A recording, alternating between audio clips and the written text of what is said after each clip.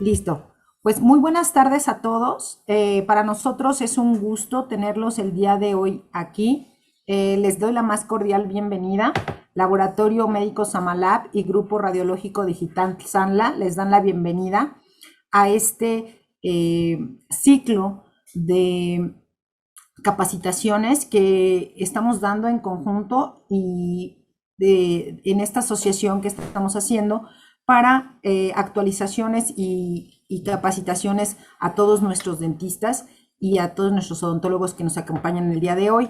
Hoy me presento, soy la licenciada Rocío Hidalgo, gerente de ventas del laboratorio Samalab. Para mí es un gusto estar aquí y más que nada presentarles a este expositor, un gran expositor que nos acompaña el día de hoy, el doctor Enrique Sierra Rosales, que es el director regional en América Latina de la International Association of Dentomaxillofacial Radiology y especialista en radiología oral y maxilofacial. Me va a encantar presentarles al doctor Sierra, ya que él va a estar fungiendo como un asesor a Laboratorio Samalab y a Centro Radiológico Digital Sanla para que ustedes tengan ese acompañamiento de que no solamente somos laboratorios que hacen estudios de radiología, sino que ustedes puedan tener la certeza y la seguridad que tienen un respaldo en la parte radiológica que los puede ir acompañando en este camino, que siempre es de actualización y de temas de vanguardia. El día de hoy quiero presentarles al doctor Sierra con el tema de la utilidad de la radiografía panorámica en el diagnóstico odontológico.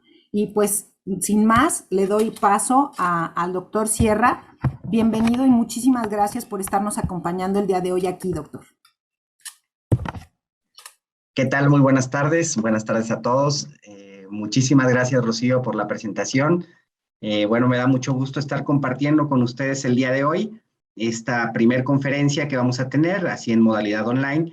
Y me gusta mucho con el tema que decidimos iniciar, que a fin de cuentas, pues vamos a comenzar a hablar de la radiografía panorámica. Sabemos que en la actualidad, pues existen muchos recursos, ¿verdad? Muchas técnicas radiográficas, incluso ya contamos con la tomografía. Y bueno, cada tipo de estudio obviamente va a tener su aplicación y tiene sus ventajas, sus indicaciones, pero me parece que sin duda la radiografía panorámica es un estudio de base, o sea, es un estudio que vamos a seguir utilizando de manera rutinaria por toda la información que nos ofrece bueno, por ser una herramienta que a fin de cuentas nos va a facilitar muchísimo el diagnóstico y muchas otras cosas más, que es lo que vamos a estar hablando el día de hoy. Entonces, vamos a ver, obviamente, ¿no? Algunas de las aplicaciones que tiene, qué utilidad tiene esta radiografía cuando nosotros hacemos diagnóstico, algunas características generales que también nos ofrece esta radiografía, pero sobre todo el énfasis va a ser en ver de qué manera nos puede apoyar en nuestros diagnósticos y por qué es importante realizarla, ¿verdad? Ahora, no quiere decir que obviamente solamente vayamos a hacer radiografías panorámicas, así como también no sería tampoco verdadero que todo lo podamos resolver con periapicales o que en todos los pacientes tengamos que solicitar una tomografía. Obviamente cada tipo de estudio tiene indicaciones particulares, pero sí me parece que la radiografía panorámica sin duda sigue siendo como el eje o como el estudio que se realiza con mayor frecuencia y con justa razón, ¿verdad? Entonces, bueno, vamos a empezar directamente en materia. Si tuvieran alguna duda, algún comentario, con gusto me la pueden hacer por medio del chat y la podemos ir respondiendo, o también, si lo prefieren, al final de la plática, obviamente vamos a tener ahí un espacio para preguntas y respuestas. Entonces, bueno, vamos a hablar un poco de la utilidad que tiene la radiografía panorámica en el diagnóstico odontológico. Miren, en primer lugar, me parece que la radiografía panorámica debería ser un estudio que realizáramos en todos los pacientes, ¿verdad? O sea, siempre cuando nosotros vamos a iniciar un paciente, lo ideal sería tener al menos una radiografía panorámica. A lo mejor alguien pudiera decir, bueno, pero ¿por qué? ¿Por qué hacerlo de esta manera, no? No es excesivo, no sería como injustificado. La verdad es que me parece que no, principalmente por dos razones. Una es que en la radiografía panorámica, pues vamos a tener una visión completa del paciente, ¿no? Como su mismo nombre lo indica, vamos a tener un panorama. Entonces, Esto nos ayuda a tener la visión completa del paciente, no solamente pues la indicación tal vez por la que él está acudiendo con nosotros, ¿verdad? Tal vez algún paciente acuda porque tiene alguna molestia, porque tiene dolor, pero es muy probable que también tenga pues alguna otra caries por ahí, que tenga problemas periodontales, que pueda tener un diente supernumerario, que pueda tener alguna patología, etcétera. La verdad es que es mucho más frecuente de lo que imaginamos encontrar hallazgos radiográficos, ¿verdad? O sea, que nosotros solicitamos la radiografía por algún motivo y que nos encontramos alguna otra cosa que no teníamos contemplada, ¿no? Que podía ocurrir. Entonces, me parece que por ese lado, definitivamente nos va a ayudar muchísimo el realizar este tipo de estudio, ¿verdad? Para poder hacer un mejor diagnóstico, para poderle ofrecer una solución integral al paciente y desde luego que también eso se ve reflejado pues en que tal vez le podamos ofrecer más servicios, ¿no? Incluso vamos a tener un aumento en la cantidad de servicios que le podemos ofrecer al paciente, ¿no? Entonces, por ese lado creo que vale la pena. Y otra razón que no por mencionarle en segundo lugar me parece que es menor, es incluso con el tema legal, ¿verdad? Porque ¿de qué manera nosotros podríamos justificar que hicimos un tratamiento y que realmente era el tratamiento adecuado si no tenemos una radiografía inicial del paciente en donde se puede evidenciar pues el problema que tenía el paciente y cómo nosotros lo solucionamos, ¿verdad? Incluso si llegáramos a tener alguna demanda, algún problema legal y el paciente digamos que dice que nosotros le hicimos la extracción de una molar que realmente no requería extracción, que realmente lo hicimos, pero fue pues una decisión que no era la correcta, cómo nosotros podríamos pelear o defender que realmente esa extracción, por ejemplo, sí se tenía que haber hecho porque pues realmente ya el diente no tenía otra opción o tal vez ya solamente eran unos raigones.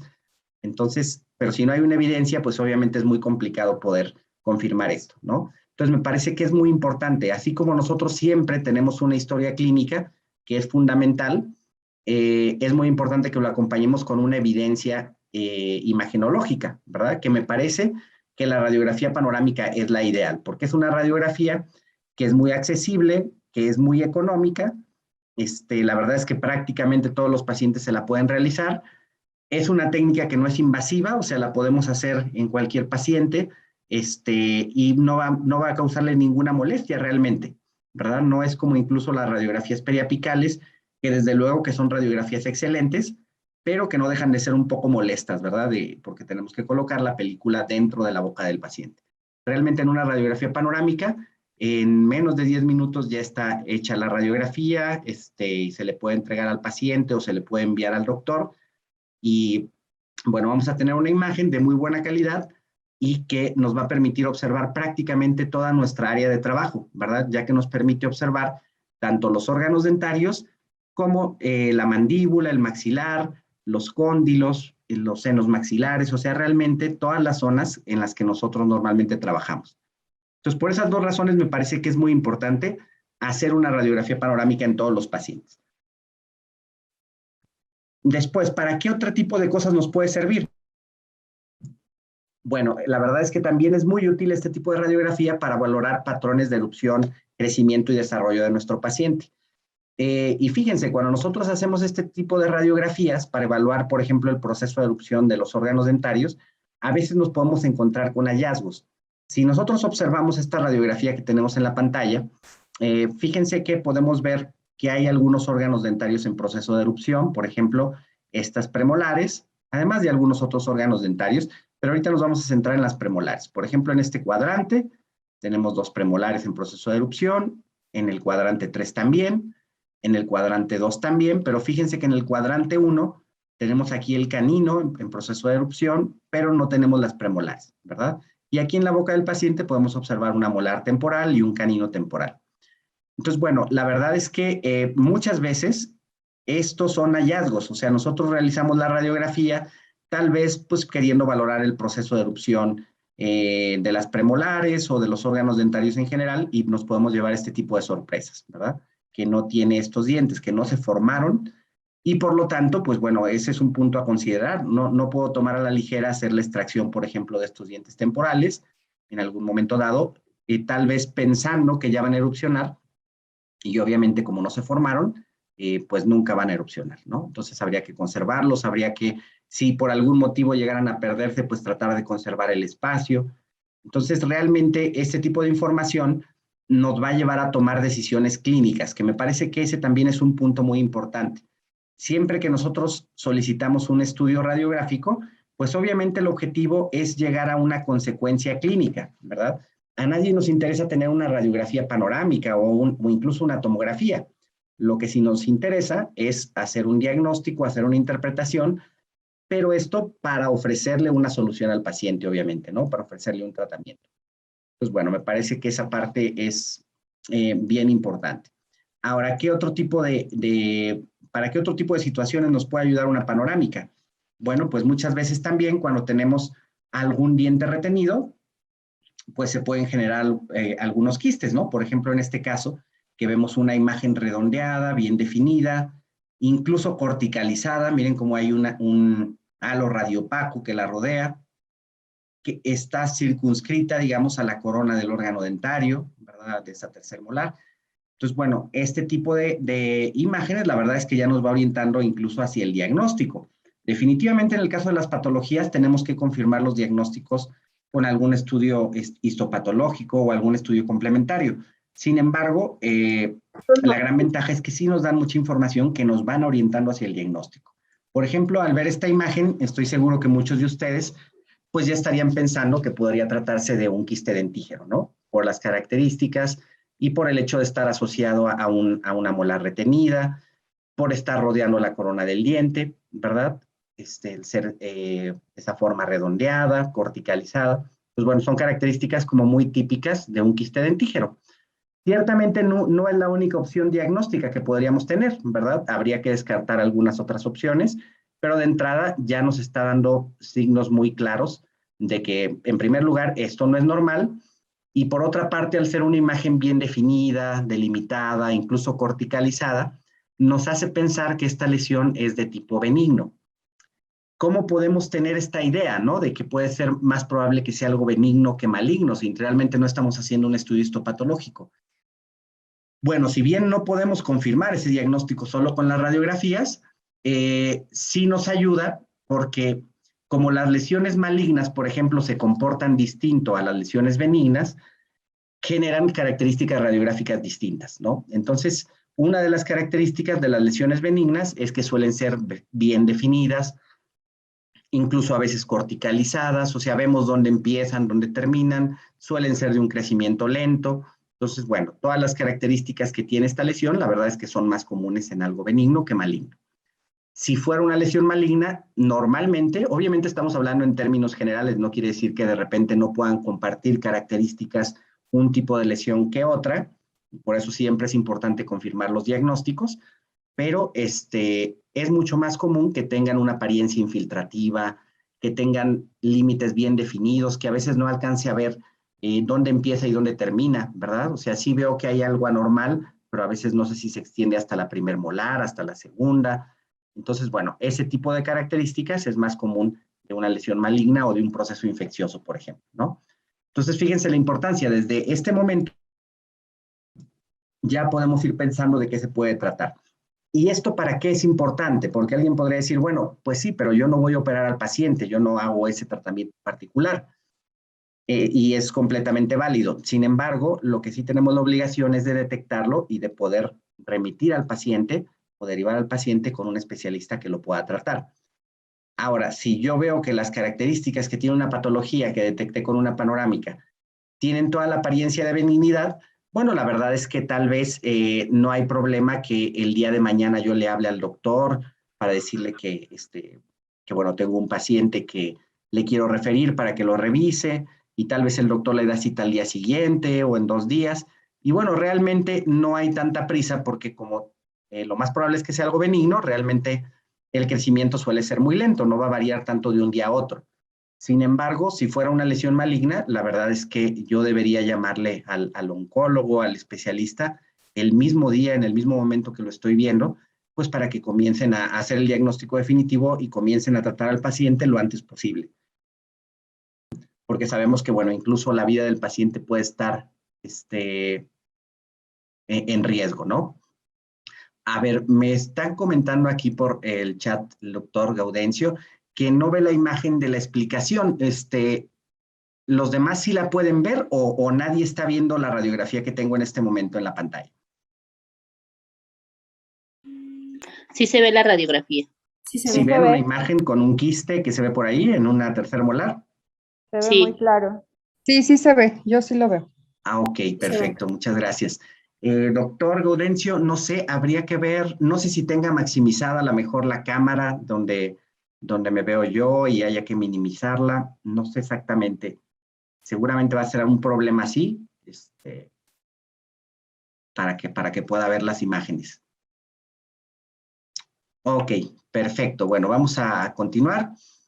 Entonces, bueno, por eso es muy importante. Obviamente, como tienen características diferentes, los distintos tipos de lesiones, sobre todo hablando así de grandes grupos, es lo que llamamos macrodiagnóstico. O sea, siempre que observamos una patología, lo primero que tenemos que hacer es tratar de ubicarla en uno de estos tres grandes grupos, ¿verdad? Prácticamente todo lo podemos encerrar en alguno de estos tres grandes grupos.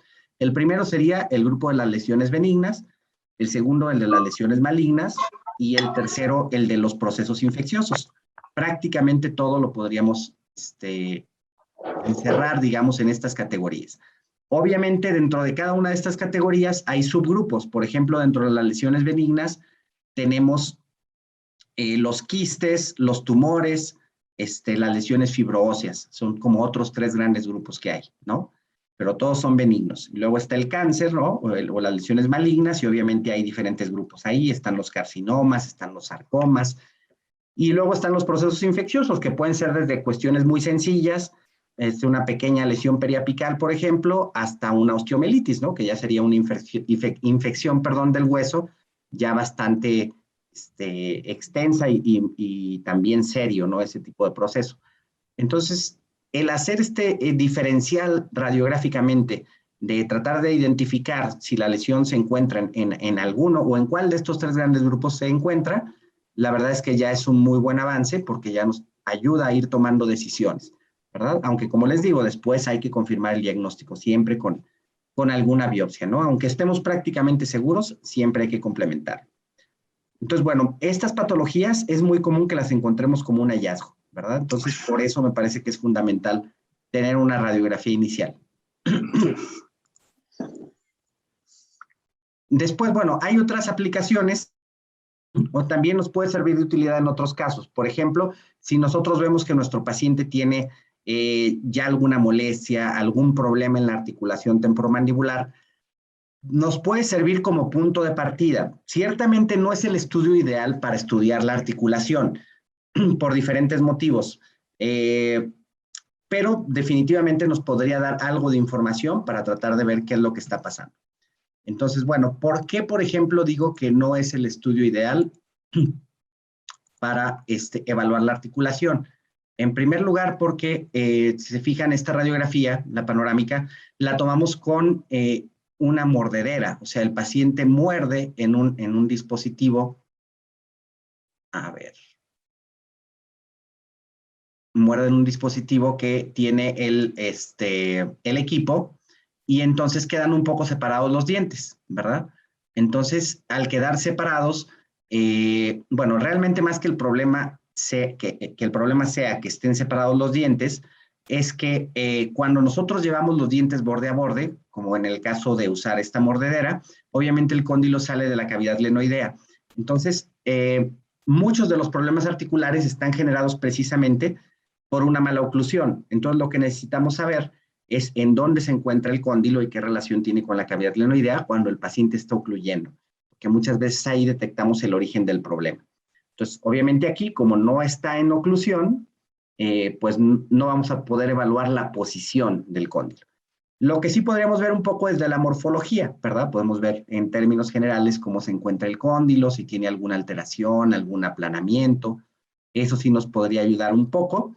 Y digo que un poco porque realmente en la panorámica la dirección del haz de rayos X no va directamente perpendicular a la rama o a esa zona del cóndilo. O sea, lo que estamos viendo aquí en la panorámica no es una vista completamente lateral, realmente lo estamos viendo un poco girado.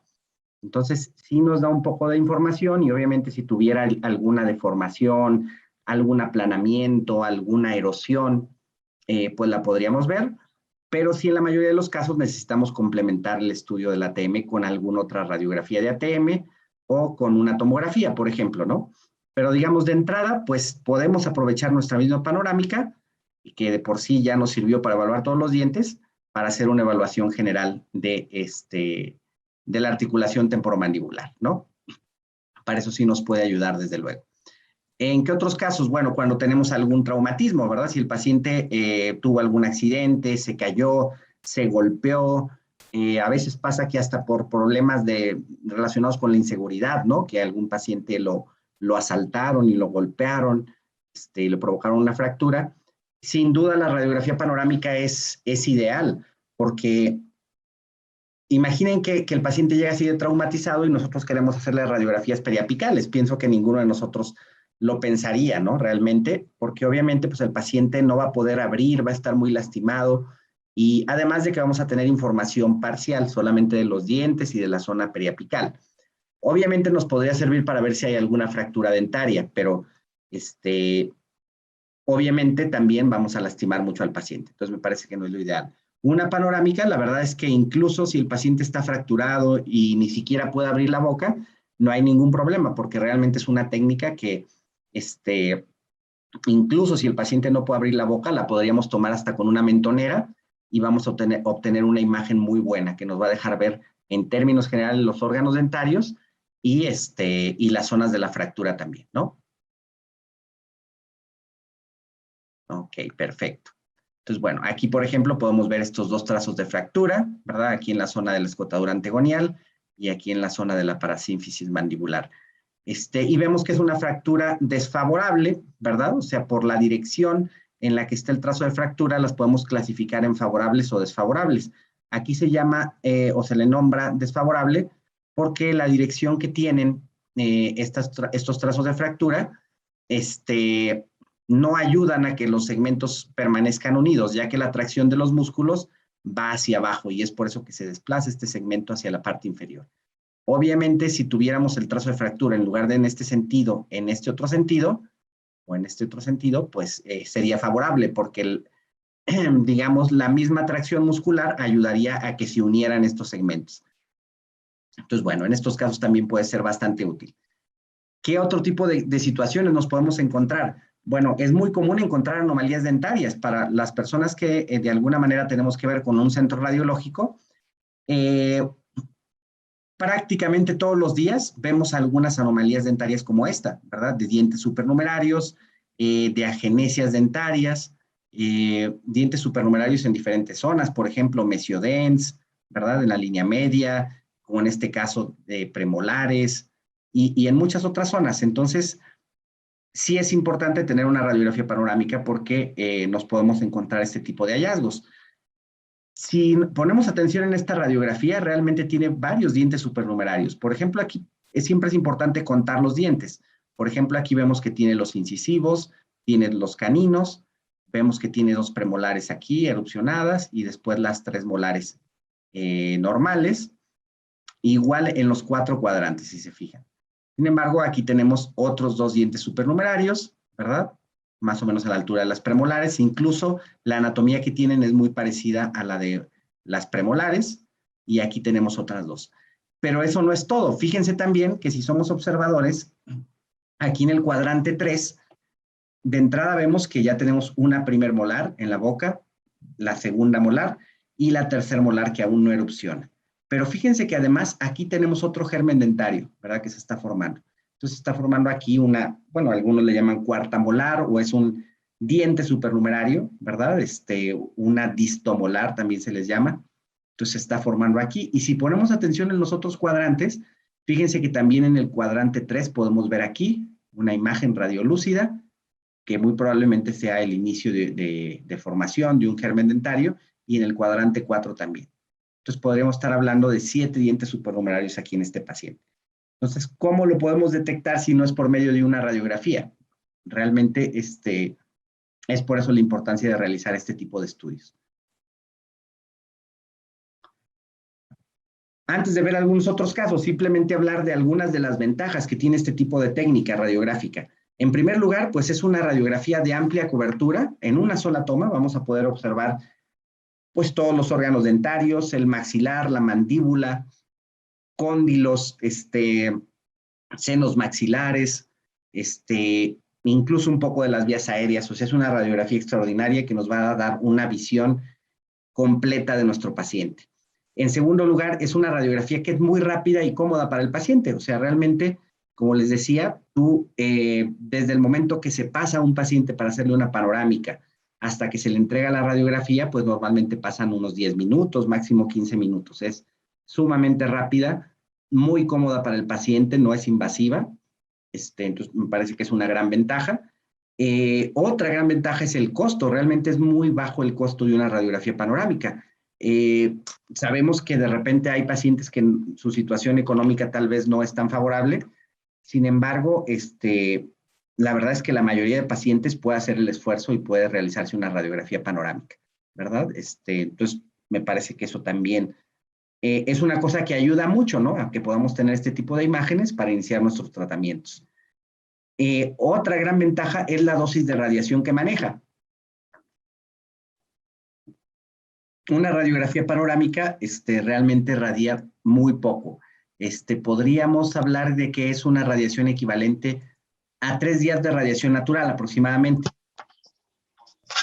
Esto quiere decir que nuestros, digamos, por el hecho de nosotros estar en este planeta, cada 3 días recibimos radiación ionizante de diferentes medios, desde la radiación cósmica, la radiación del Sol, hasta elementos radioactivos que hay en la Tierra. Por ejemplo, tenemos el radón, que es un elemento radioactivo, y de hecho la mayor cantidad de radiación ionizante que recibimos las personas no es por rayos X, sino por el radón que hay en la Tierra y que está en todas partes, ¿no?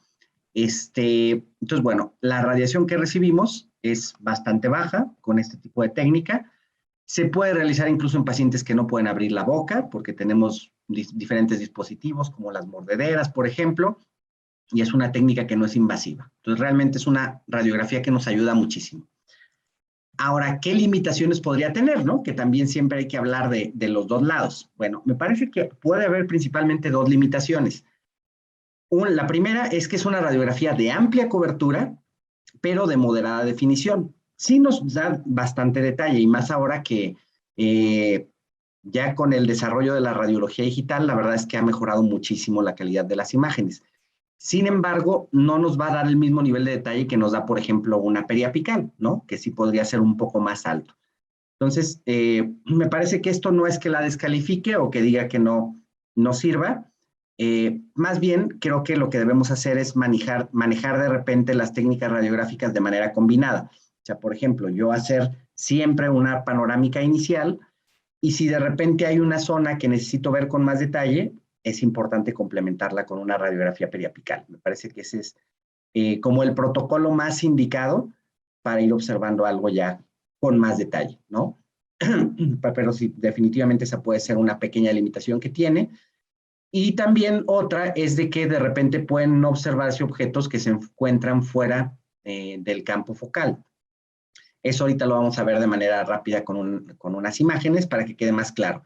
Pero simplemente ahorita les comento que hay estructuras, o más bien, la capa de corte focal es una zona que todo lo que se encuentre dentro de esa zona se va a ver bien en la radiografía, y lo que esté fuera de esa zona se va a ver o muy borroso o a veces ni siquiera se va a ver, ¿no? Entonces, eso es una pequeña limitación que puede tener. Afortunadamente, casi todas las estructuras que nos interesa observar quedan dentro de esa capa de corte focal. Ahora, de manera muy rápida, ¿cómo se hace una radiografía panorámica? Bueno, esto es, digamos, como de manera muy simple. Tenemos de un lado el las de rayos X, va a pasar por el centro del paciente, y del otro lado vamos a tener nuestro sensor digital, ¿verdad? Antes era película radiográfica, ahora ya como son equipos digitales, pues son sensores. Y va a tener un eje de rotación, ¿verdad? Esto es, digamos, como la manera más simple. Hoy en día ya hay muchos equipos que tienen distintos ejes de rotación y que hacen que pueda ser todavía más exacta la radiografía panorámica, ¿verdad? Pero esto simplemente para entender un poco cómo se genera. Y esto es lo que les comentaba de la capa de corte focal. ¿verdad? O sea, ¿qué quiere decir? Que todas las estructuras que se encuentren dentro de esta capa color amarillo o de esta capa como color azul son las que se van a ver bien en la radiografía, ¿verdad? Pero, ¿qué pasa si de repente yo tuviera un diente en el paladar? Vamos a suponer aquí en la parte del centro del paladar, que a veces hay órganos dentarios en una posición ectópica. Bueno, pues en esos casos a veces no se alcanza a ver muy nítido o a veces ni siquiera se alcanza a ver, ¿no? Entonces, son pequeñas limitaciones que puede tener, pero como les digo, la mayoría de las cosas que evaluamos, pues más bien están aquí dentro de la mandíbula o dentro del maxilar, en la zona de los órganos dentarios, y eso sí se ve muy bien en la radiografía panorámica. Ahora, en la panorámica, obviamente es importante que se tome con el paciente bien acomodado. Esto simplemente es un estudio que se hizo, en el que se le puso al cráneo un circulito, ¿verdad?, metálico, y se simuló aquí tomar en un cráneo la radiografía acomodando bien al paciente, en el canalito donde debe morder.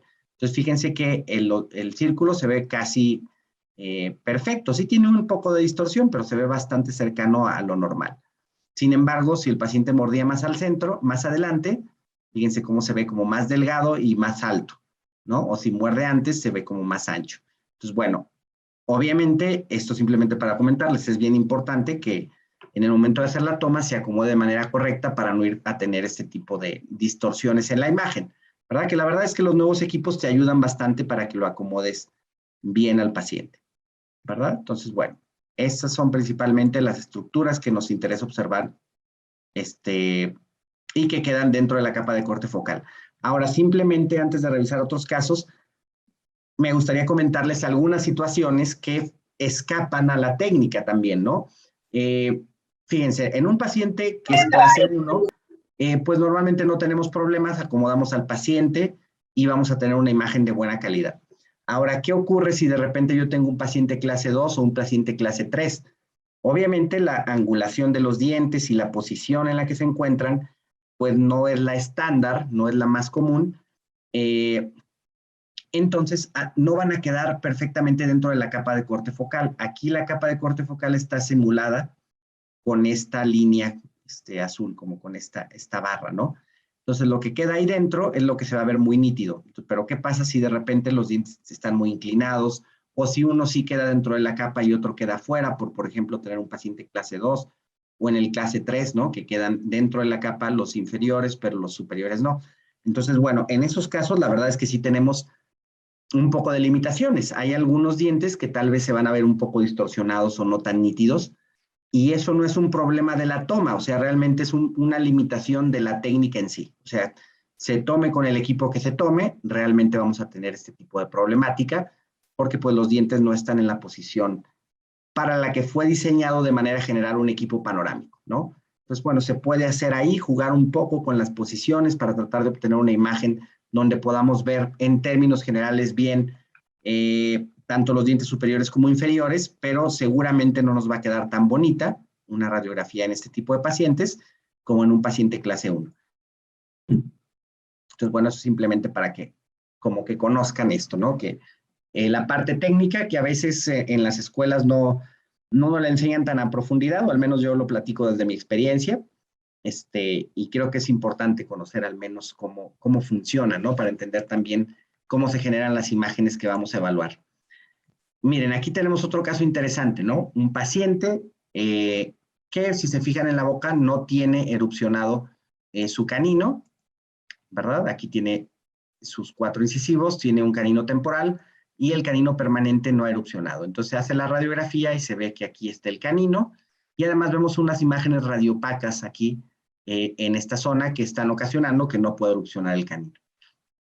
Es importante siempre ver la densidad que tienen. Por ejemplo, aquí pues veo que es una densidad dentaria, es una densidad muy alta. Si se fijan, es mayor a la del hueso.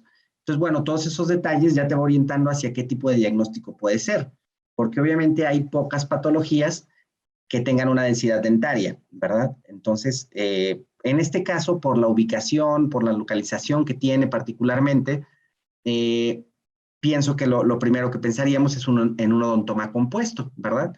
Que es muy común, sobre todo los compuestos que se generen en esta zona de los caninos y que causen la impactación de los mismos, ¿verdad? ¿Y por qué tienen este tipo de de densidad, bueno, porque a fin de cuentas están formados por esmalte, dentina, pulpa incluso, ¿no? Entonces, bueno, es lo que podemos diagnosticar aquí. Entonces, esta radiografía, la verdad, es que nos ayuda bastante, una panorámica para detectar este tipo de hallazgos. Ahora, si yo quisiera verlo con más detalle, pues definitivamente podría realizar ahí una radiografía periapical o incluso solicitar una tomografía y voy a tener, pues, detalles más finos. Pero de entrada me parece que al menos la parte del diagnóstico sí la podemos hacer con una simple radiografía panorámica. Mire, en este caso, esta radiografía, que bueno, aquí no tiene tan buena calidad ahorita, la tenía en una presentación, la copié y bueno, ahí como que perdí un poco de calidad, pero se las quise mostrar para ver un poco las características, ¿no? Y cómo podemos ir diferenciando qué tipo de patología se trate. Por ejemplo, aquí tal vez nosotros al observar esta imagen, pues vemos una lesión bastante agresiva, ¿no? Vemos que está reabsorbiendo ya las raíces, ya las reabsorbió las raíces de la segunda molar, de la primer molar. Miren, incluso aquí está adelgazando el borde basal mandibular, está expandiéndolo, ha desplazado a la tercer molar. No es que aquí se haya formado esta tercer molar, sino que la lesión va creciendo y ya se la llevó hasta la rama mandibular. Entonces, bueno, hay muchas afectaciones que están ocurriendo aquí. Sin embargo, la verdad es que es una imagen bien definida. Si se fijan, podemos ver hasta dónde se extiende y está desplazando dientes, está reabsorbiendo raíces, y esas características también son más comunes en lesiones de tipo benigno, ¿verdad? Como va creciendo poco a poco, le da tiempo de ir desplazando, de ir empujando otros dientes, incluso de ir causando un poco de daños. En lesiones malignas es más común tener una apariencia, por ejemplo, de dientes flotantes, ¿verdad? Porque destruye primero las estructuras que son menos densas y obviamente como el hueso es menos denso que el diente, entonces da una apariencia como que el diente estuviera flotando, porque destruye primero al hueso que a los órganos dentarios. Entonces, bueno, ese tipo de detalles así tan simples ya nos va orientando, ¿verdad? Yo aquí de entrada pensaría que sí es una lesión que tiene cierto grado de agresividad, pero que lo más probable es que sea una lesión de tipo benigno, ¿no? Tal vez como una ameloblastoma, por ejemplo. Pues bueno, fíjense cómo podemos sacar mucha información. Y solo estamos hablando de panorámicas, o sea, realmente es un estudio que pienso que nos puede ayudar bastante. Aquí tenemos otro caso, miren, tenemos unos incisivos, vemos un canino que no ha erupcionado, está aquí prácticamente en la línea media, y desde luego que aquí es muy importante ver qué es lo que está ocurriendo con la raíz del central, ¿no? ¿Por qué? Pues lo más probable es que esté reabsorbiendo la raíz, aunque en algunas ocasiones pudiera pasar que realmente se encuentren en planos distintos, ¿no? Pues que el canino esté en vestibular, por ejemplo, y que el central o la raíz esté hacia palatino, y que dé la impresión de que se está reabsorbiendo la raíz, pero que realmente sea que están en un plano distinto, ¿verdad? Entonces, bueno, de entrada ya logramos observar dónde se encuentra el canino, y en este caso sí creo que sería muy oportuno realizar alguna otra técnica radiográfica, por ejemplo, una radiografía periapical o dos radiografías periapicales para hacer lo que llamamos la técnica de Clark, ¿verdad? En donde tomamos una radiografía ortorradial o normal, una periapical normal, y otra mesioangulada. Entonces, en base hacia dónde se desplaza el órgano dentario, puedes saber si se encuentra ese canino, por ejemplo, más hacia vestibular o más hacia palatino. Esa sería una muy buena opción. E incluso también una radiografía oclusal superior nos podría ayudar bastante para obtener más detalle de la ubicación. Esto hablando de radiografías bidimensionales, ¿no? Obviamente, si hago una tomografía, pues todo va a ser mucho más fácil, ¿no? Y va a ser más preciso también.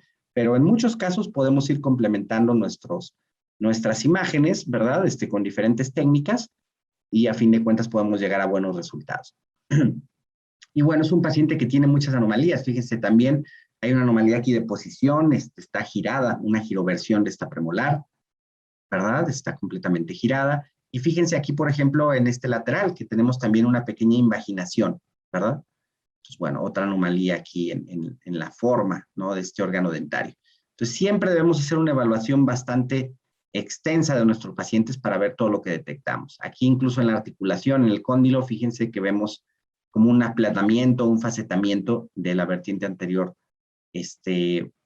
del cóndilo, ¿no? Entonces, bueno, ya nos da ahí mucho material para poder investigar más, para volver a la clínica o en ocasiones también para complementar el estudio con alguna otra radiografía, ¿verdad?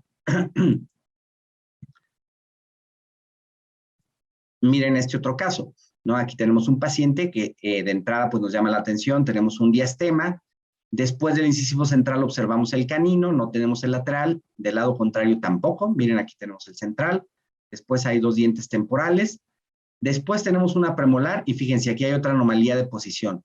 Está la premolar, después el canino y después otra premolar. O sea, estos dos están intercambiados de posición. Entonces, obviamente, bueno, alguien podría decirme, pero eso lo puedo ver clínicamente. Y definitivamente sí, en la clínica lo podrías ver. Aunque obviamente aquí es importante ver cómo están las raíces, qué relación tiene con los dientes adyacentes, pues para tener una información más completa, ¿no? Y obviamente vemos que tuvo agenesia también de los 2 laterales, ¿verdad? Que no se formaron y por eso también está este espacio, ¿no? Este diastema se generó, pues debido a ese exceso de espacio que tienen porque faltan, digamos, esos laterales. Muy bien. Fíjense, este caso se me hace muy interesante, no porque sea algo como único, sino más bien lo contrario, que es algo que se presenta con mucha frecuencia. Sin embargo, me pasa muy seguido, este caso lo he mostrado en varias pláticas, y yo les pregunto, ¿a cuántos de ustedes le ha tocado ver un caso como este, verdad? De que observamos una imagen dentro del seno maxilar, redondeada, con su base en el piso del seno, y siempre hay algunos doctores que sí me comentan que la ha visto, pero casi siempre la mayoría me dice que no le ha tocado observar un caso como este. La verdad es que yo creo que si ustedes ya tienen una práctica de algunos años, al menos un par de años, lo más probable es que sí les haya tocado un paciente que haya tenido este tipo de lesiones. Son sumamente frecuentes. A veces lo que ocurre es que no observamos con tanto detalle los senos, ¿verdad? Nos enfocamos obviamente más a los órganos dentarios, a la zona periapical, y a veces se nos puede pasar por alto. Pero este tipo de lesiones, que son quistes de retención, ¿verdad? Quistes de retención mucosa, la verdad es que se presentan con bastante frecuencia. Y suelen tener estas características de tener una forma de cúpula, le llaman, ¿verdad? Donde va a tener su base en el piso del seno maxilar y va a tener esta forma como redondeada, ¿verdad? Entonces, bueno, es importante siempre voltear a ver al seno maxilar para poder observar este tipo de lesiones. Miren aquí otro caso, ¿verdad? Tenemos un canino también retenido, aquí múltiples imágenes radiopacas, ¿verdad? Con una densidad dentaria y están ocasionando la retención del canino. Bueno, sabemos que esto también es bastante común y pues bueno, se trata de un odontoma compuesto. Miren, casos como este también son bien importantes. Estos tal vez no son tan frecuentes, ¿verdad? Como hablar de dientes supernumerarios o hablar de agenesias o de odontomas. Sin embargo, se pueden presentar y cuando se presentan es importante que sepamos de qué se trata. Por ejemplo, en este caso bueno, vemos estas imágenes radiopacas con forma redondeada, múltiples, ¿verdad? Aquí por debajo de la escotadura antegonial. ¿De qué se trata? Bueno, a fin de cuentas, estas son calcificaciones dentro de los vasos sanguíneos, ¿verdad? Son flebolitos, se les llama. Entonces, incluso se ven otros aquí, fíjense, proyectados sobre la mandíbula. Siempre es importante recordar que en las panorámicas o en cualquier imagen bidimensional, pues estamos viendo todo sobrepuesto en un solo plano, ¿verdad? O solamente tenemos 2 planos, la altura y el ancho, pero no vemos la profundidad. Entonces, a veces podemos dar por hecho que esto se encuentra en vestibular o que se encuentra en lingual, o como cuando observamos estas imágenes aquí en la mandíbula, tal vez si no estuviéramos viendo estas imágenes en la parte inferior, podríamos pensar que esto se encuentra dentro del hueso, pero realmente pues siempre hay que dudar y hay que pensar que esto pudiera estar más atrás o más hacia adelante, ¿no? Entonces, bueno, ¿cuál es la importancia de detectar los flebolitos?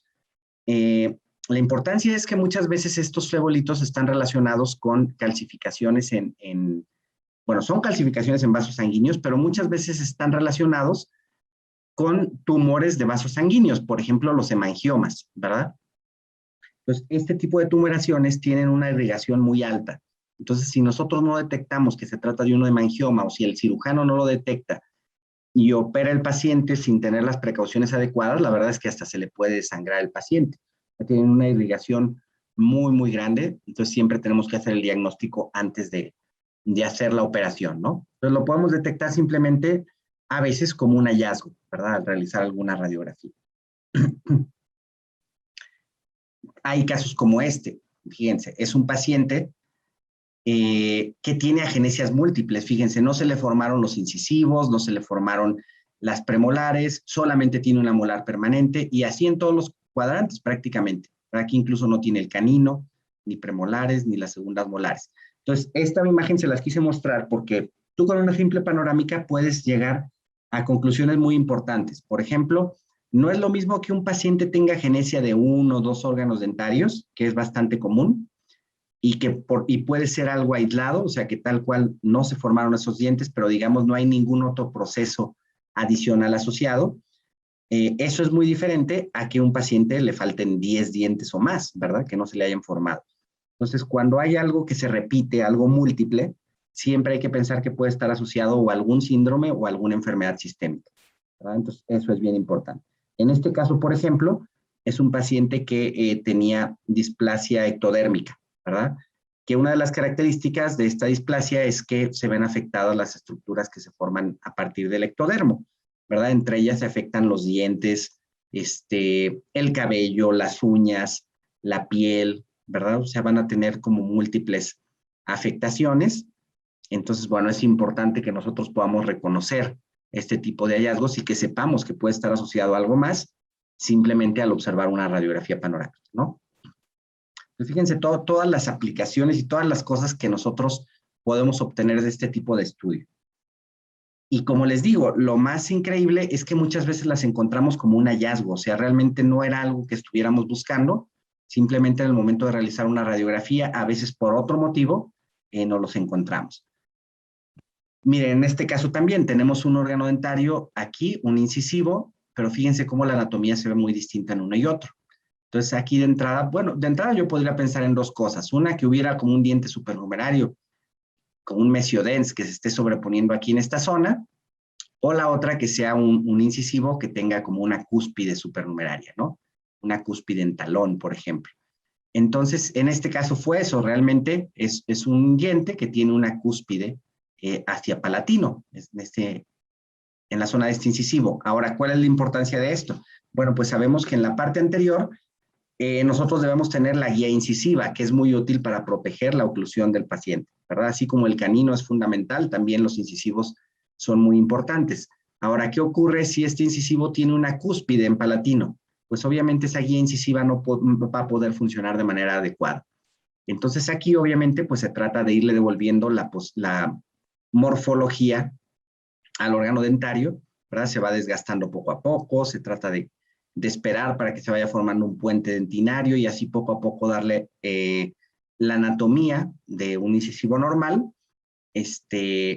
sin tener que sacrificar la vitalidad dentaria, que muchas veces la verdad es que termina afectándose, porque pues esta cúspide no es que solamente sea tejido duro, sino que va a tener un cuerno pulpar, se va a tener parte del nervio en su interior, entonces sí tenemos que tener mucho cuidado para conservar su vitalidad. Y bueno, si por algo ya se pierde la vitalidad, pues inevitablemente habría que hacer el tratamiento de conductos y devolverle la anatomía normal, ¿no? Pero nos ayuda bastante este tipo de estudios para poder ubicar estas lesiones. Ahora miren, esta imagen se las quise mostrar porque me parece interesante para ver la diferencia de algo que se parece a una lesión benigna, como un quiste, como un tumor benigno, a cuando vemos un proceso infeccioso grave, como una osteomelitis, o cuando tenemos alguna lesión tipo un cáncer, ¿no? Una lesión maligna. Entonces, fíjense, por ejemplo, aquí esto fue una osteomelitis, es un proceso infeccioso a fin de cuentas en el hueso. Fíjense las características que son difusas. Yo sí veo que aquí hay algo anormal, pero no sé exactamente hasta dónde se extiende. En esta zona tal vez sí lo veo mejor, pero ya aquí se pierde, no lo veo claramente. Después aquí veo como estos fragmentos de hueso, estos secuestros óseos en esta zona. Eso no es común encontrarlo en una lesión de tipo benigno. Si no tuviera ya datos clínicos de este paciente ni mayor información, podría pensar que es una osteomelitis o también podría pensar que se trata de una lesión maligna, ¿no? Suelen dar este tipo de características. Entonces, fíjense que realmente son distintas, ¿no? En el caso de lesiones benignas y malignas. donde a veces cuesta un poco de trabajo hacer el diferencial, es en hacer tal cual el diferencial entre una lesión maligna y un proceso infeccioso, porque a veces pueden tener ciertas características similares.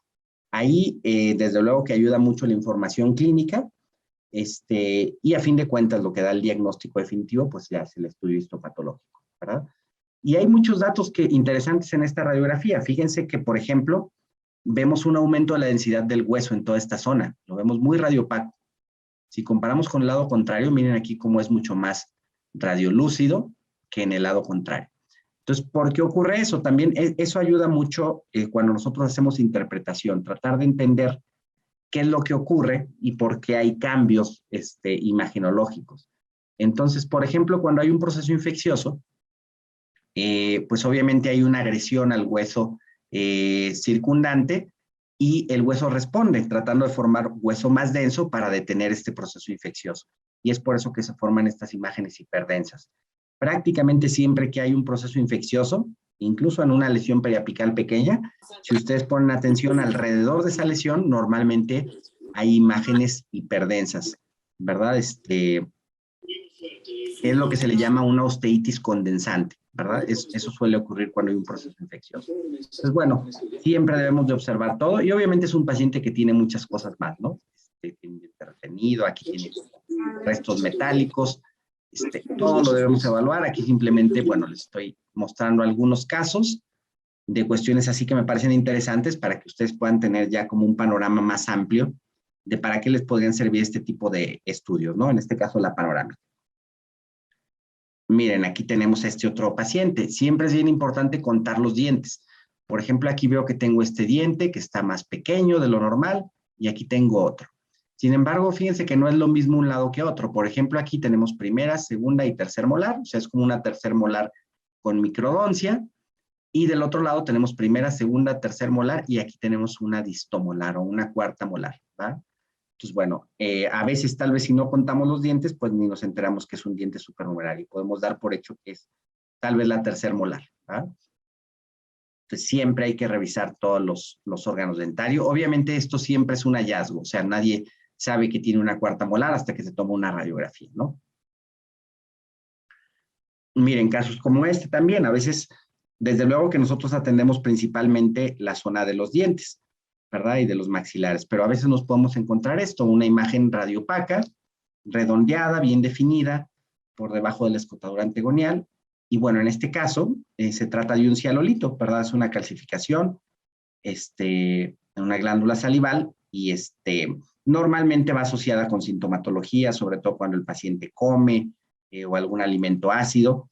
Entonces es importante que lo podamos identificar. Obviamente siempre vale la pena también complementar con algún otro tipo de estudio. Por ejemplo, al menos una oclusal podría ser interesante y útil. O si podemos hacer una tomografía, definitivamente nos podría ayudar muchísimo a ubicarlo, ¿no? Pero de entrada con la panorámica ya lo pudimos ubicar perfectamente. Y hay otro tipo de calcificaciones también en tejido blando que podemos encontrar en una panorámica. Fíjense, por ejemplo, en este caso que observamos una imagen radiopaca, aquí con forma alargada, aquí en la rama mandibular. Se ve sobre la rama mandibular. Sin embargo, recuerden que no necesariamente está ahí, ¿verdad? Pudiera estar en otro plano y que se esté sobreproyectando sobre la panorámica. Y de hecho, en este caso es así. Si ustedes recuerdan un poquito de anatomía, por ejemplo, miren, aquí vienen las vías aéreas. Esto es la vía aérea, ¿verdad? Aquí arriba ya sería la rinofaringe. Bueno, aquí me fui un poquito mal. Y esta sería la parte posterior de la vía aérea. Más o menos así. Entonces, bueno, por aquí el paciente está respirando. Entonces, fíjense en dónde se encuentra esta calcificación. Entonces, realmente se encuentra ahí a un lado de la vía aérea, ¿verdad? Realmente no está dentro de la mandíbula. Entonces, en esta zona específicamente se encuentran las amígdalas, ¿verdad? Entonces, esto sería una calcificación en las amígdalas. Es lo que llamamos un tonsilolito, ¿verdad? Es el nombre que se le da. Está la calcificación en las tonsilas. Entonces, estoy seguro que la próxima vez que vean una calcificación en esta zona de la rama, al menos van a poner en duda si realmente es algo que está dentro de la rama o si es más bien un tonsilolito, ¿no?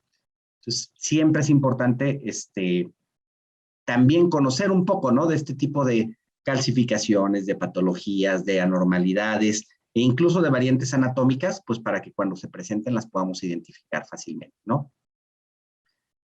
Miren, hay calcificaciones, bueno, aquí solamente un segmento, aquí está el maxilar superior, y fíjense cómo vemos también unas imágenes radiopacas en el interior. Entonces, bueno, son calcificaciones dentro del seno maxilar, es lo que llamamos antrolitos, ¿no? Entonces, también con una simple radiografía panorámica podemos detectar este tipo de calcificaciones, ¿no? Ya no se diga algunas anomalías dentarias también. Fíjense aquí, si nosotros comparamos la anatomía que tiene este órgano dentario, ¿verdad? Con el del lado contrario, pues obviamente es muy distinta. Y si nosotros contamos los dientes, por ejemplo, aquí tenemos el canino incisivo lateral, el central, y este sería el lateral. Sin embargo, fíjense el tamaño que tiene. Entonces, obviamente, tiene un tamaño mucho más grande de lo normal.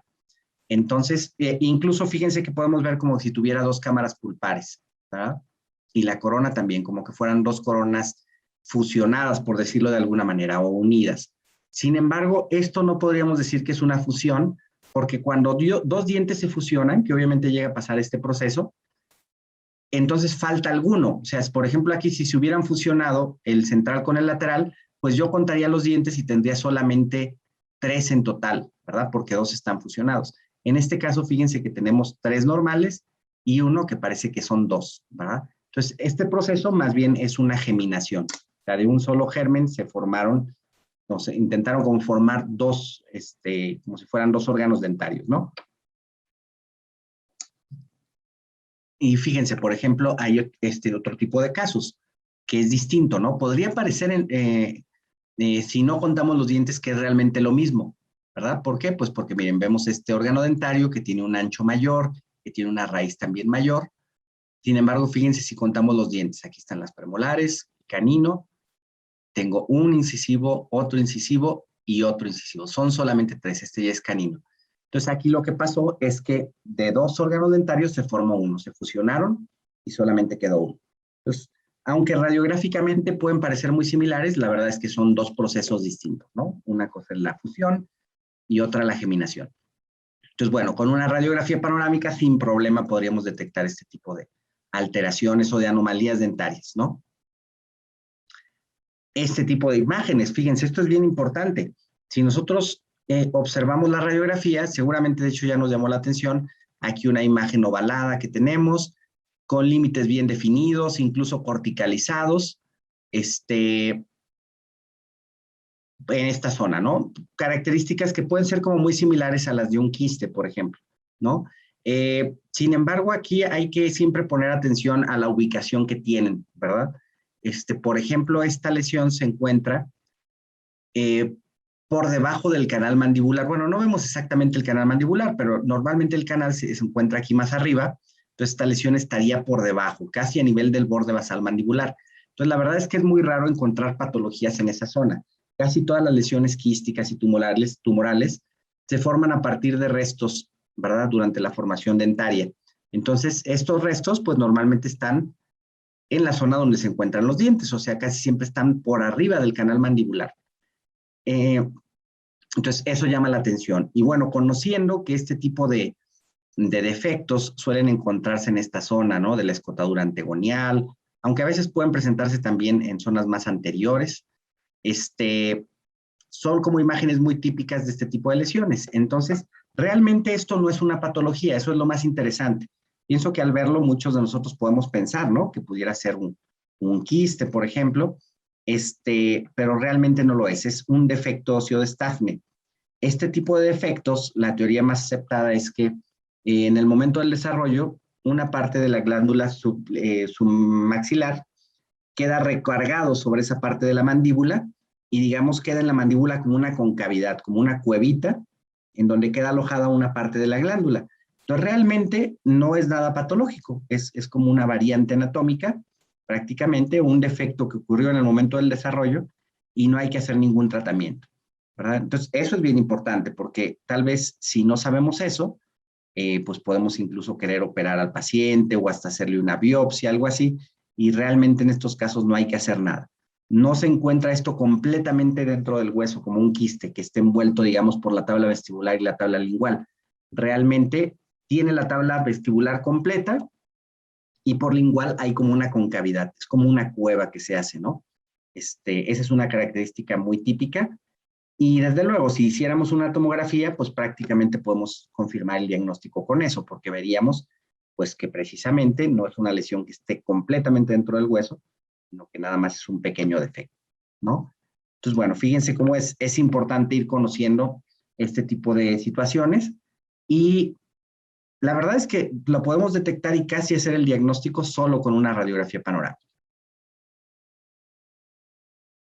Miren, casos como este también. Aquí tenemos un paciente, aquí tenemos el incisivo, el lateral, el canino, tenemos aquí las molares, pero las premolares no están, ¿verdad? Esto es una molar temporal, no tiene las premolares, hubo agenesia de premolares, también aquí, agenesia de 2 premolares, en este lado también faltan las 2, y aquí solamente tiene una y la otra no se formó. O sea, tiene agenesia de 7 órganos dentarios. Pues obviamente ahí es importante y sí investigar, ¿no? A ver si no puede haber alguna situación asociada porque pues son ya muchos órganos dentarios que están faltando. Con la panorámica simplemente lo podemos detectar. Y también hay casos como este que son muy frecuentes. También yo digo que casi cada semana, al menos, encontramos al menos algún diente supernumerario como este en la ciudad, en un centro radiológico, ¿verdad? A veces hasta varios por semana. Entonces, miren, si nos fijamos aquí en la panorámica, tenemos una imagen radiopaca, aquí en esta parte, cerca de la línea media. Entonces, bueno, este es un diente supernumerario.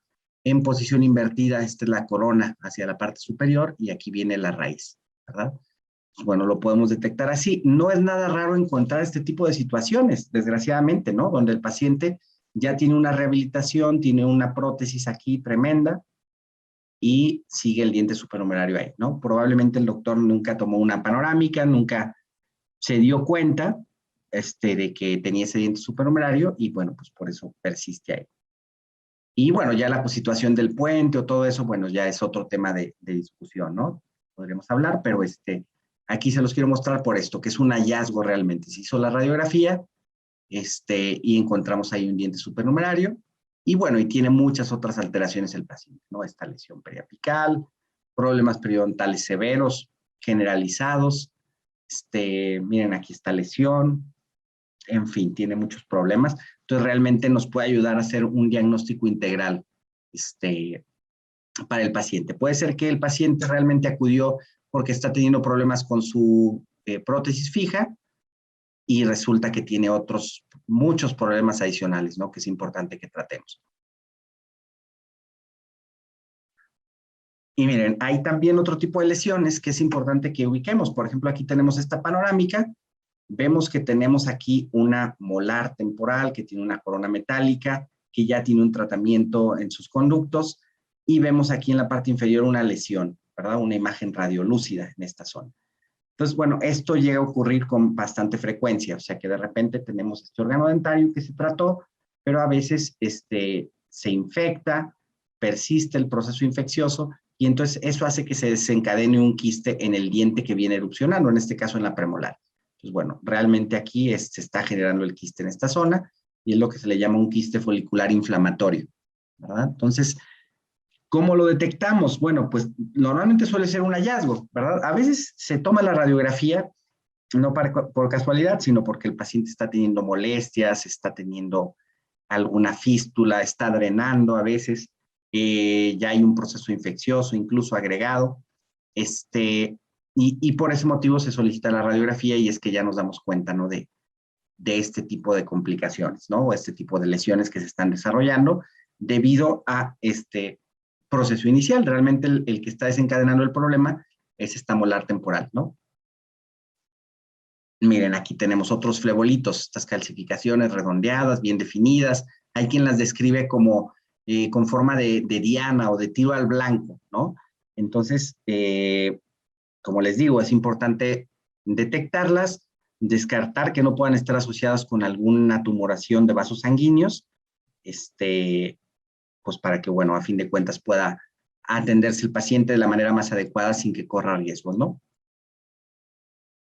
Y miren, aquí tenemos otro caso también. bastantes comunes. Yo hago una radiografía panorámica, bueno, veo en primer lugar que el paciente no tiene su incisivo, no erupciona, entonces hago una radiografía para ver en dónde está, y fíjense que aquí observamos el incisivo en posición transversal prácticamente, ¿no? Está como acostado, y por eso obviamente pues no está erupcionando. Entonces, sin duda ya lo puedo detectar con esto, aunque obviamente aquí sí ameritaría también pues hacer algún estudio adicional. Yo diría que al menos una radiografía oclusal nos podría servir, ¿verdad? Para ver un poco la anatomía del incisivo y la relación que tiene con algunas estructuras adyacentes. Y también en estos casos sí me parece que vale mucho la pena hacer una tomografía, ¿no? Ahora que ya tenemos ese recurso a la mano, definitivamente te puede dar mucho más claridad. Pero si no la tienes en ese momento, de entrada la panorámica ya te permitió detectar, ¿verdad? Que tienes este órgano dentario, y yo lo complementaría a lo mejor, como les digo, con una oclusal.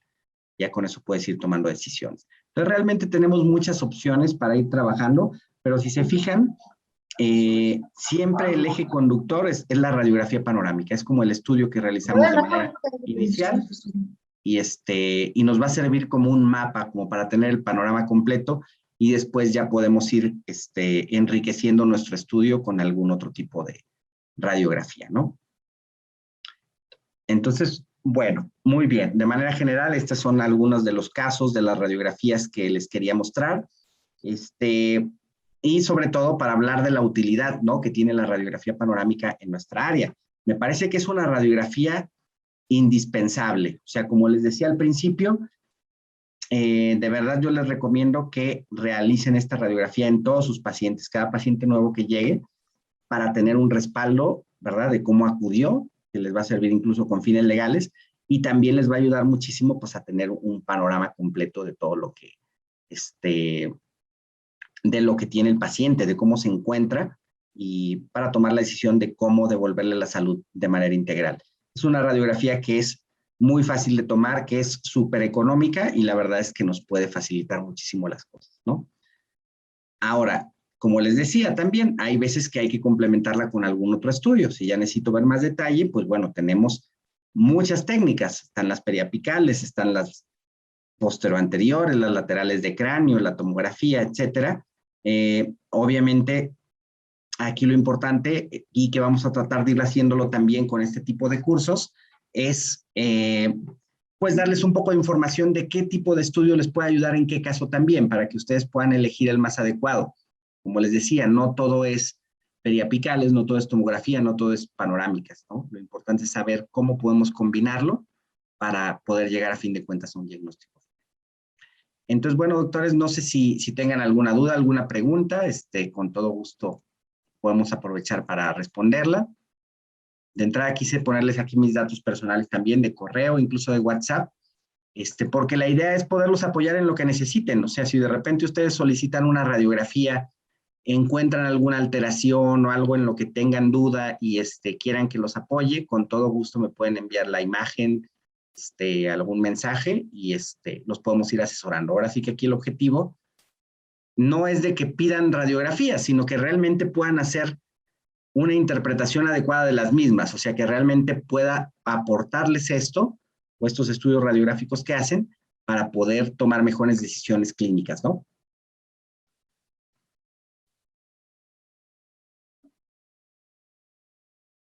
Muchas gracias, doctora Araceli.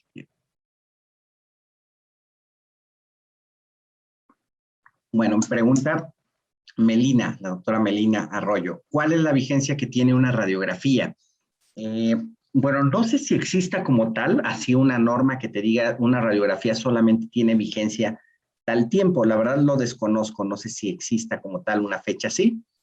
Pero obviamente siempre vale la pena que sean lo más recientes posibles. Yo te diría que depende que, o sea, si es una radiografía que tú realizaste y que realmente no se observaba, digamos, ninguna patología, bueno, a lo mejor podría tener una validez, una vigencia, pues, hasta un año tal vez, ¿no? Porque no había nada raro. Ahora, si tú hiciste una radiografía, hace un año y tenía por ahí una lesión, una patología, yo te diría que ya no tiene vigencia de un año, ¿verdad? O sea, tal vez ahí a los meses sí tendrías que hacer otra. O sea, ya al máximo 6 meses, y tal vez me estoy yendo largo. Si tuviera características muy típicas de algo benigno, bueno, a lo mejor hasta 6 meses te podría servir. Pero si realmente si no es tan clara, si no es tan definida, híjole, la verdad es que yo creo que hasta en 2, 3 meses ya no podría tener vigencia, ¿no? Pero voy a investigar a ver si hay como tal algún parámetro que te diga tal tiempo es lo que puede tener vigencia una radiografía, ¿no? Pero obviamente siempre lo ideal pues es tomarla y evaluarla e implementar el tratamiento pues lo antes posible.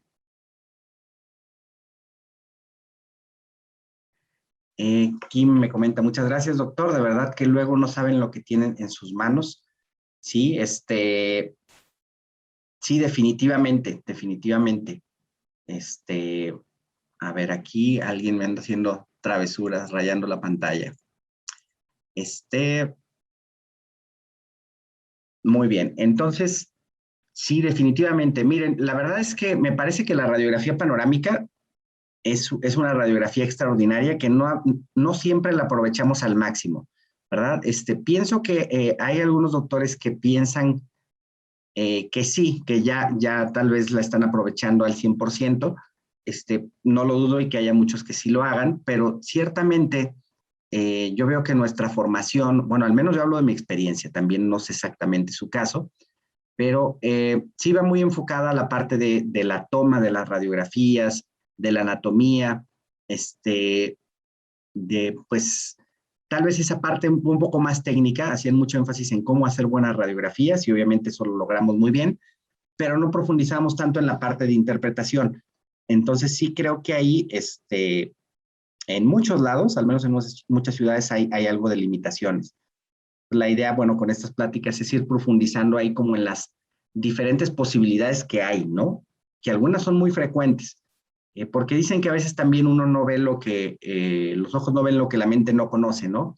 Entonces es muy curioso. Yo estoy seguro que ahorita que vimos muchos casos, seguramente en las siguientes radiografías que estén pidiendo, van a empezar a aparecerles algunos hallazgos y van a empezar a encontrar algunas cosas de las que vimos aquí.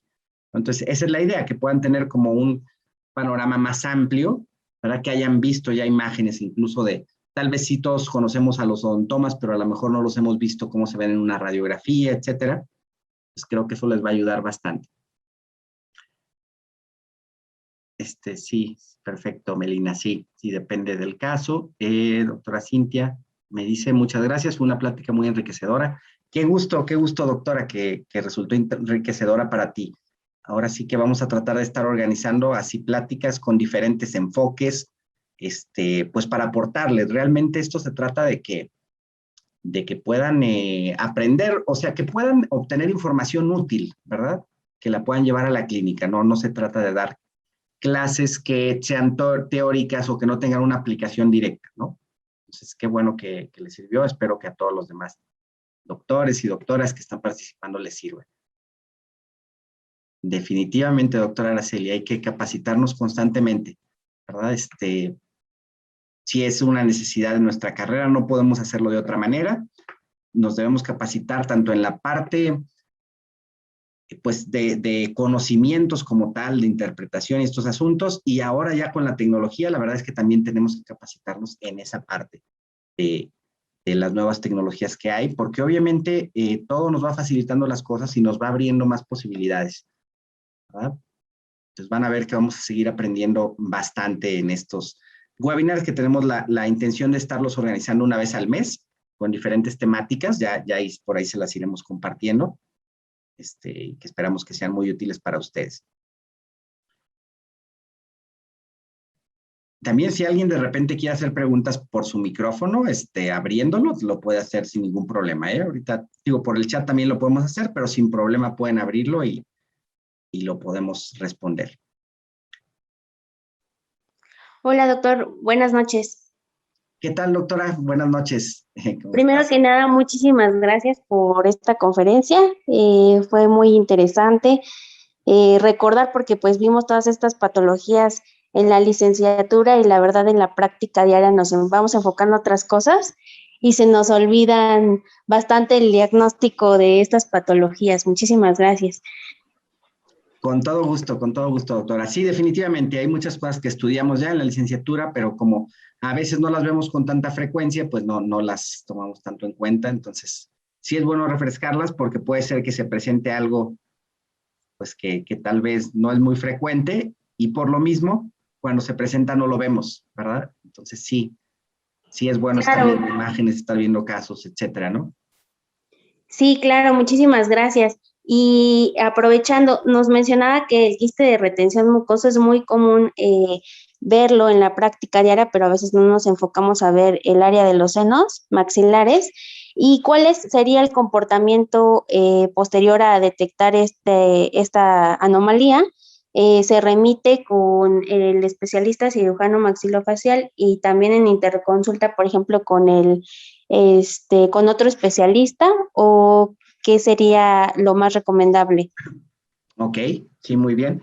Sí, mira, ese tipo de quistes, normalmente lo que se hace en un inicio al menos es darle seguimiento, porque esos quistes se generan por una obstrucción que hay dentro del seno, ¿verdad? O sea, el seno maxilar tiene conductos por donde está drenando constantemente, o sea, el seno tiene secreciones de manera regular, pero están drenando, entonces por eso siempre está libre, digamos, y lo observamos en una radiografía radiolúcido. Sin embargo, hay casos en los que esa mucosa del seno maxilar se inflama, ¿verdad? Por ejemplo, por un proceso infeccioso, a veces ocurre, o a veces incluso por una alergia, por un proceso alérgico, ¿no? Incluso este tipo de quistes se suelen desarrollar más en ciertas épocas del año, ¿verdad? Que hay como más polinización, que hay más alergias. Entonces, al inflamarse la mucosa del seno, se obstruyen esos conductos, entonces empieza a generar como este quiste. Sí se le considera un quiste porque cumple con la definición, o sea, un quiste lo podemos definir como una cavidad llena de líquido o semilíquido y recubierta de epitelio. Entonces cumple con todas las características de un quiste. Eh, Ahora, a diferencia de otros quistes, en muchas ocasiones se desintegran solos, o sea, ya después de un tiempo se desinflama la mucosa del seno, vuelve a drenar y el quiste desaparece, ¿no? Entonces creo que normalmente lo que hacen es darle seguimiento. Así unos meses después toman otra radiografía, ven si todavía está el quiste, muchas veces ya no existe, y creo que si persiste, si normalmente ya se comunican con el cirujano ya para que tome la decisión de si es importante retirarlo o si puede permanecer así. Pero creo que ese es el proceso que suelen llevar. Ok, muchísimas gracias. Con todo gusto. Hola, doctor, buenas noches. ¿Qué tal? Muy buenas noches, doctora. Tengo una pregunta. También en dentición mixta y dentición infantil es importante en la panorámica. Y, por ejemplo, a mí me ha tocado pacientitos no cooperadores donde en el laboratorio se les dificulta la toma. ¿Alguna recomendación o sugerencia o algún otro estudio alterno donde pues no se complique tanto, porque obviamente lo que veíamos de la mordedera y que el niño obviamente con el ruido que hace el aparato se asusta y demás, ¿habría como que alguna técnica para lograr una toma? Sí, pues mira, buena pregunta. Si los niños, bueno, pues hay veces que no cooperan definitivamente, ¿no? Afortunadamente hay algunos que incluso al ser pequeños sí se puede realizar, pero sí hay algunos que les cuesta trabajo o que pues son muy inquietos o que tienen miedo. La verdad es que me parece que el estudio más sencillo de realizar es, es la panorámica, o sea, realmente es el menos invasivo, porque por ejemplo, otra opción sería tomarle periapicales en ciertas zonas que nos interese, pero ciertamente es un poco más invasivo y tampoco es fácil tomarlas. Ahí lo que suele ayudar, pues, es platicar con el paciente, explicarle qué es lo que vamos a hacer, tratar ahí, obviamente ayuda, ¿no? También si la persona que toma el estudio, pues, tiene esa facilidad, ¿no? De ir haciendo como amistad o generando confianza en el niño, pues para tratar de que coopere de alguna manera. Pero la verdad es que no siempre es fácil. Y ahí a veces lo que ocurre es que se pueden hacer radiografías y el paciente se mueve, entonces realmente se desaprovecha, ¿no? O sea, no obtenemos una imagen que nos sirva y lo irradiamos nada más sin finalidad. Entonces la verdad es que yo prefiero sí asegurarme de que esté tranquilo para poder hacer la toma. En algunos pacientes nos ha tocado que la primera vez que van, pues no permiten o no cooperan, y a veces ya después de intentarlo un rato, vemos que está siendo muy desgastante para él, incluso a veces para la mamá o al papá. Entonces a veces lo que hacemos es decirles que vuelvan otro día, ¿verdad? Y suele ayudar porque ya la segunda vez que van, pues ya van a un lugar que ya conocen, ya vieron que la vez pasada no los obligaron a nada, como que de alguna manera los preparas un poquito mejor y a veces cooperan más. Pero la verdad es que no, así como una solución infalible para esos casos, no la tengo, ¿eh? O sea, son casos complicados. Ahora, ¿en qué momento hacer la radiografía? En los casos de niños, yo diría que ahí sí, tal vez no en todos los casos lo haría, ¿va? Así muy chiquito, si el paciente no tiene caries y no tiene problemas de algo que tratar, pues a lo mejor no haría la radiografía en un niño, digamos, de 3, 4 años o más chiquito. ¿Cuándo sí la haría yo? Bueno, por ejemplo, si yo conozco obviamente, ¿no? La edad en la que erupcionan los órganos dentarios y veo que ya se ha pasado y algún diente no erupciona, pues creo que ahí sí, por ejemplo, ya es muy importante hacerla, ¿verdad? Que tal vez el tiempo de erupción era a los 6 años y ya tiene 8 años, o, ¿va? Y no erupciona un diente, sí vale la pena tomar un estudio. Pero sí, tal vez no en todos los casos desde chiquitos, no es que tampoco sea una obligación, ¿no? Un niñito de 3 años, 4 años, a menos que tenga un problema, ¿no? Pero si no lo tiene, tal vez no sería como obligatorio, porque también no es tan común que tenga alguna patología sobre todo. Pudiera ser que tenga genesias dentarias o dientes supernumerarios, pero la verdad es que también en esos casos no hay tanta urgencia en la mayoría de las ocasiones por tratarlo, ¿no? Como apenas se van a estar desarrollando, seguramente puede esperar a que tenga 6 años, 7 años y no hay ningún problema. Ok, doctor, gracias. ¿No? Con todo gusto. Me comenta Araceli, la clase va a quedar grabada, estuvo excelente, muchas gracias, doctora. Sí la grabamos, de hecho sí está grabada, y sí, si gustan, se las puedo compartir, bueno, se las comparto al equipo de Samalab, para que ellos que tienen sus contactos se las puedan enviar. Bueno, ya no sé cómo lo vayan a querer manejar, pero sí, sin gusto, se las puedo compartir para que la puedan ver. Excelente. No, pues qué gusto que les gustó, que ahora sí que era importante conocernos, qué bueno que tuvimos esta oportunidad de estar aquí.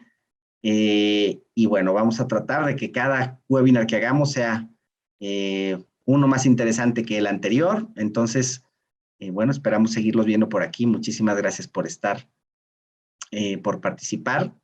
Y bueno, pues Rocío, no sé, muchísimas gracias también por la invitación. Nuevamente quedo a sus órdenes aquí para cualquier cosa que necesiten, para algún caso que quieran compartir, que los pueda apoyar, pues que sepan que estoy a sus órdenes. No, pues primeramente, doctor, muchísimas gracias por esta plática que nos da y bueno, agradecerles a los doctores que están aquí el día de hoy y comentarles que me imagino que ya nuestros promotores ya hablaron con ustedes, pero aprovechen a este gran ponente que tiene 25 años de experiencia en esta parte de la radiología y que nos puede ayudar a todos, a ustedes, a nosotros.